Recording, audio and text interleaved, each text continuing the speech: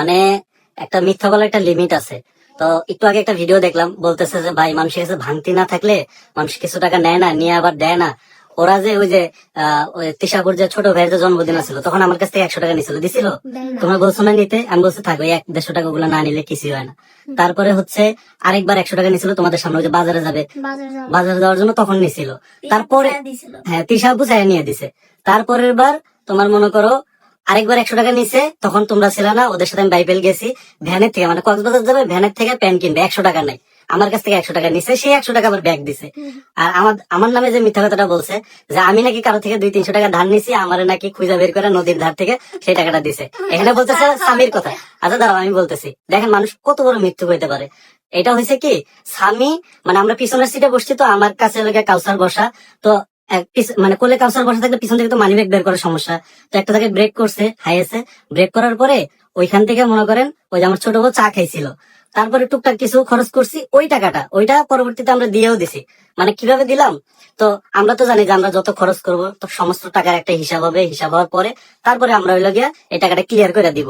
কারণ আমরা কক্সবাজার যাওয়ার আগে কিছু টাকা দিছি, আর কক্সবাজার যাওয়ার পরে ফুল টাকাটা পেমেন্ট করে দিছি, আর পুরো টাকার দায়িত্বটা ছিল আহাদ ভাইয়ের কাছে। বুঝতে পারছেন? তো এই হলো ঘটনা।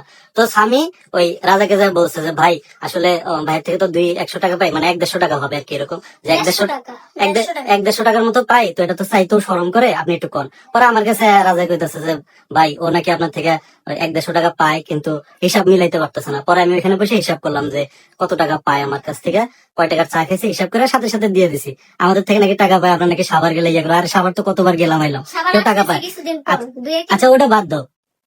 তারপরে যাদের কথা বলতেছে যে আমার নাকি পাইলে বানবে, ইয়া করবে, আরে ভাই তাদের সাথে আমাকে রেগুলার কন্ট্যাক্ট হয়, আর তো লগে জীবনে কারো মিল থাকে তোরা এত মাসের লগে, সাভারে ওরাও জাগো লগে চলছে, আমরাও তাগো লগে চলছি, কিন্তু কেউ ওকে পক্ষে নাই, কেউ ওকে দেখতে পারে না, কারো লোকে ওকে মিল নাই।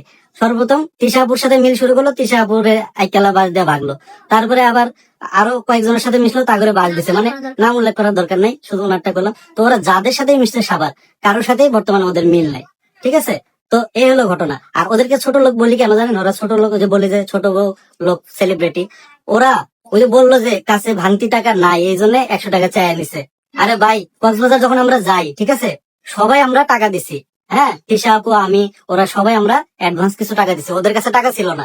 ওরা কি করে, ওই যে স্পন্সর না প্রমোশন আলাদা করে ফোন দেয় যে ভাই প্রমোশন করে দেবো না, চাই প্রমোশন দিচ্ছে, ভাই প্রমোশন করে দেবো না, টাকা দেন টাকা দেন, এই টাকা নিয়ে খাইছে, প্রমোশন করে দেয় নাই, যেটা প্রুফ এখনো ইউটিউবে আছে। ওই যে আরশ খানের ভিডিওতে দেখছো না, ওই যে এক মহিলা থেকে প্রমোশন টাকা খাইছে, প্রমোশন করে দেয় নাই, এগুলা রেকর্ড আছে। আমাদের পারলে এরকম একটা রেকর্ড বাইর করুক যে আমরা কোনোদিন কারো প্রমোশনের টাকা নিয়ে মাইরা খাইছে অথচ প্রমোশন করে দেয় নাই।